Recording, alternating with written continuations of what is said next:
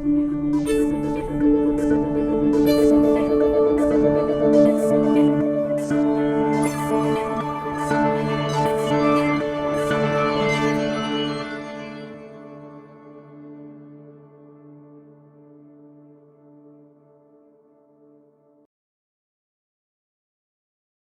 vi vil kigge på søgning, og inden vi kigger på søgning, vil vi lige starte med at se, at det er muligt at bestemme, hvad for en søgemaskine man bruger.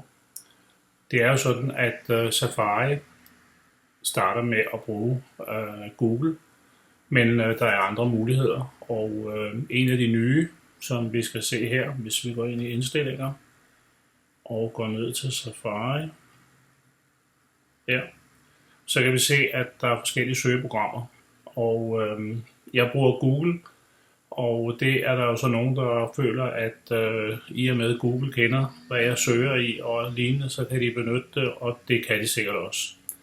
Det har jeg nu ikke noget problem med, men der findes en DuckDuckGo, som er denne her, som ikke skulle give nogen muligheder for, at nogen kan følge med i, hvad du søger. Jeg tror, at de to andre, Bing, som er Microsoft søgemaskine, og Yahoo har efter min bedste opfattelse den samme problemstilling som med Google. Men jeg starter lige med at køre med Google, men nu ved I, at I har mulighed for at vælge en anden søgemaskine, hvis I er bekymret for, hvad Google vil gøre med jeres søgninger. Så det vi vil gøre nu, det er, at vi vil gå til Safari, og ved at klikke i spalten heroppe, eller brevsprækken, som jeg kalder den, så starter man faktisk en ganske almindelig Google-søgning op. Man kan skrive nogle ord, og jeg skriver nu 2 ord, og det kan så være Danmark, og et mellemrum, og håndbold.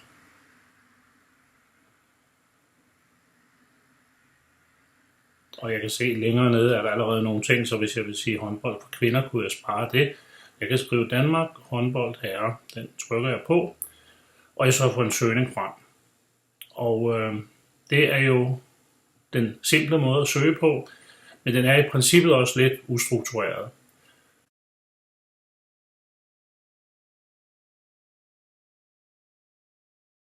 Et ord er godt at starte med, det giver en åbenhed. Vælg et ord, der er ikke så restriktivt.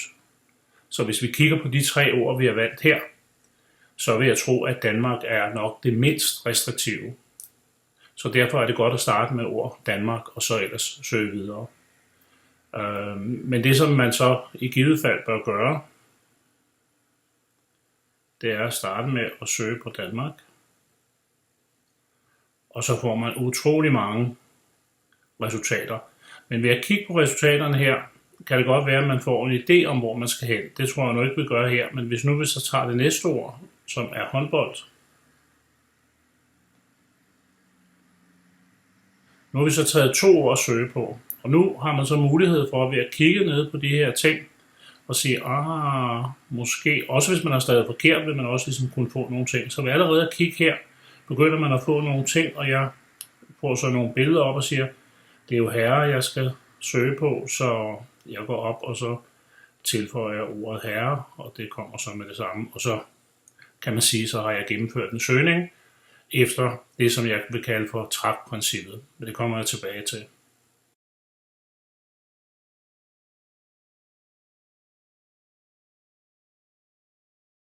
Nu har vi søgt med de her 3 ord, og nu vil jeg så prøve at vise en af de såkaldte tricks, og det er, at man med de ord, man skriver, kan sætte anførselstegn omkring. Ved at sætte anførselstegn omkring, så kræver det, at ordene præcis på den måde, som du har skrevet dem, skal findes i den tekst, som Google leder efter. Så hvis nu jeg prøver her at skrive et anførselstegn, det finder jeg her, og så skal jeg tilbage til denne her, og så skriver jeg Landin, Det er jo en, som der er i vælten i øjeblikket. Og så skriver jeg succes. Og så slutter jeg anførselstegnet af. Og nu kan vi se, at vi er kommet i den situation, som jeg plejer at sige, at det er ikke en god søgning. Men det kan også godt være, at man lige netop er heldig at ramme det rigtige, men normalt vil jeg sige, at når man søger, så skal man have et antal hit, og hvis man får 1 eller 2, så er det for lidt. Hvis nu jeg fjerner de her anførselstegn, og søger igen, så kan vi se, at jeg får meget mere. Og ved at kigge på det her, hvor jeg kigger på VM-succes og Landin, og lignende, begynder jeg måske at få en mere præcis måde at formulere mig på. Og det man kunne sige her, hvis man vil være sikker på, at der er mange forskellige Landiner, det er jo, at når man har kigget på det her, så kan man se, at han hedder altså Niklas Landin. Så hvis vi går op her, op i toppen, og skriver Niklas Landin, og det er ligegyldigt med store og små bogstaver. Det er bare en søgning, der foregår. Nu får vi en søgning, og flotte billeder i starten, og højst sandsynligt en profilbeskrivelse af ham, og ellers så kommer de alle sammen hernede af. Men hvis man sætter anførselstegn omkring, så skal man tænke sig om, fordi hvis man havde skrevet omvendt, Landin Niklas, så er der sikkert nogle dokumenter med det, men det vil så straks være færre. Så hvis man sætter anførselstegn omkring, så skal det være præcist sådan, som ordene kommer til at stå.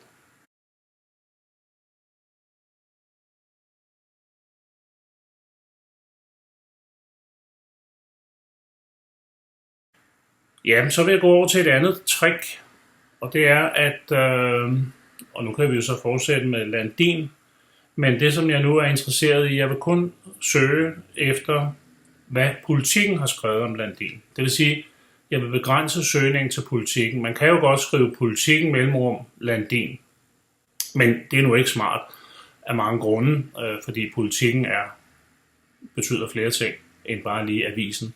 Men hvis man skriver site, kolon, og så umiddelbart derefter, jeg skriver Politiken.dk, og så et mellemrum, og Landin, og så søger jeg. Og det vi kan se, det er, at alle de hits vi får her, de starter med Politiken. Fordi vi har simpelthen bedt om, at det er artikler, som Politiken har skrevet med Landin. Jamen det er jo smart. Nu kan det jo godt være, at BT er mere kendt for at skrive om sport, så vi kan jo gå ind og prøve at klikke her, og så skrive BT, eller Ekstrabladet, nu skriver jeg BT. Og her er vi igen, nogle billeder af ham, og vi kan se her, www.bt.dk er det resultat, vi får op. Så det var så trick nummer 2, det er, at man kan begrænse sin søgning til et område. Jeg kalder det et domæne, men det kan så være Berlingske Tidende, det kan være DR, det kan være hvad det måtte være. Men det skal bare være det rigtige, man skriver. Så skriver man site, kolon, og så det domæne, som er normalt det, der kommer efter www. Og i de eksempler, jeg har sagt, det hedder det politiken.dk eller berlingske.dk. Og det giver en god søgning, hvis man har en idé om, at det er noget, der står i Politiken eller i Berlingerne eller i BT, så er der ingen grund til at søge på hele nettet efter alle mulige andre ting.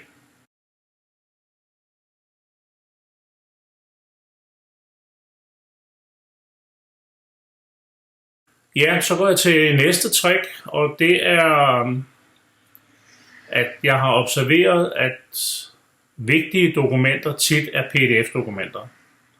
Og når man får søgt rundt på nettet, så skal man så åbne et PDF-dokument. Så det jeg vil gøre nu, det er, at nu vil jeg kun kigge efter PDF-dokumenter, og det jeg er interesseret i at kigge efter, det er håndværkerfradraget. Så jeg starter med at skrive PDF, kolon, og et mellemrum, og så skriver jeg håndværkerfradrag. værker fra drag. Og så søger jeg. Og her kan vi se, at jeg får nogle højst sandsynligt relevante henvisninger. Jeg kommer nemlig til skat, som må fortælle noget omkring de her ting.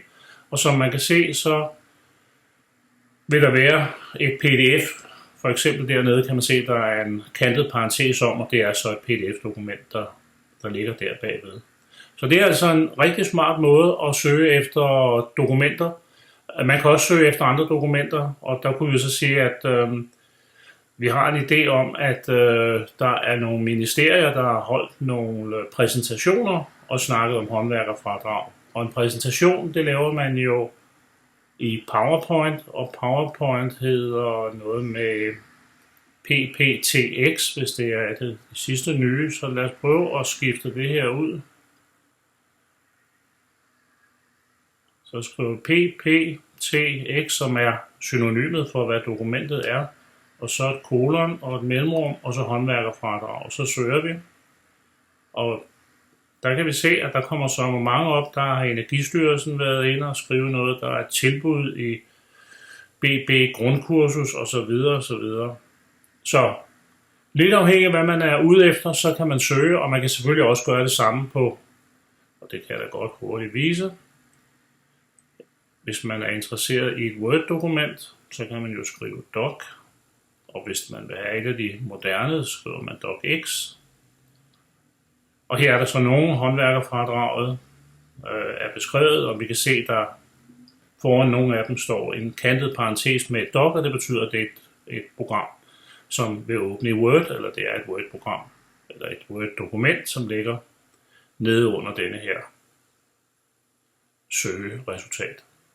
Det var så det tredje trick.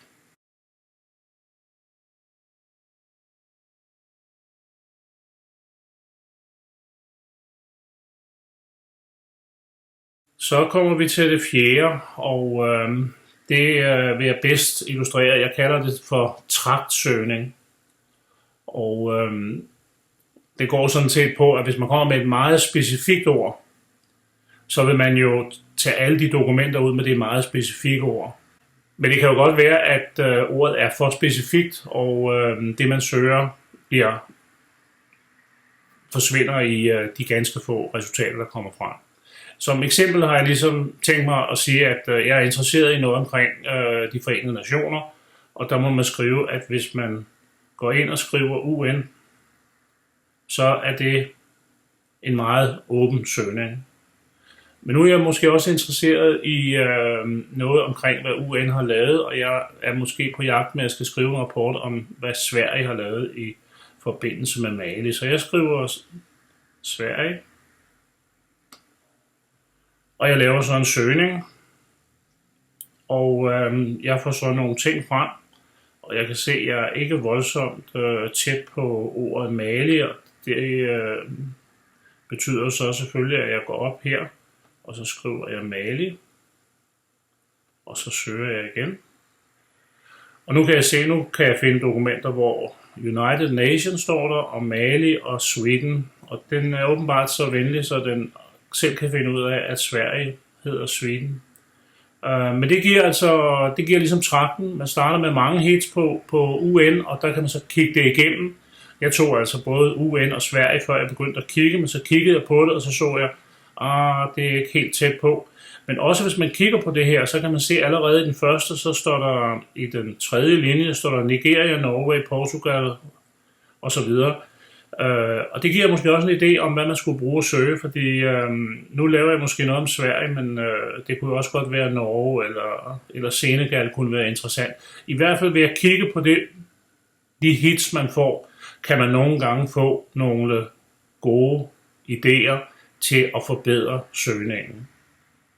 Ja, det var så tragtsøgning.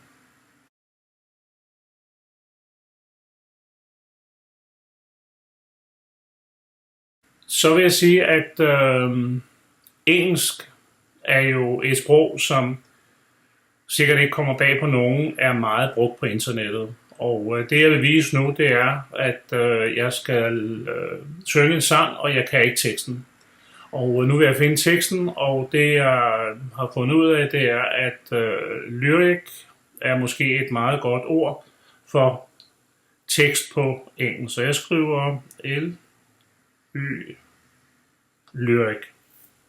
Og så skriver jeg mellemrum, og så skriver jeg Beatles. Fordi den tekst, som jeg gerne vil have, er fra Beatles. Og det man allerede kan se nu, og at vi er så heldige, at her står der i søgningen, der er allerede ordet yesterday inde. Så ved at klikke på den linje, så kommer der en søgning op, og jeg kunne så prøve at starte med den allerførste, og se hvad det giver. Og her kan vi se, her har jeg fundet yesterday. Det sidste jeg vil sige, som ikke er noget tricks, det er, at hvis man laver en søgning, der kun giver et resultat, så er den forkert. Der skal være nogle stykker at vælge mellem, så prøv at bruge nogle af de ting, jeg har vist, og få forhåbentlig stor glæde med det.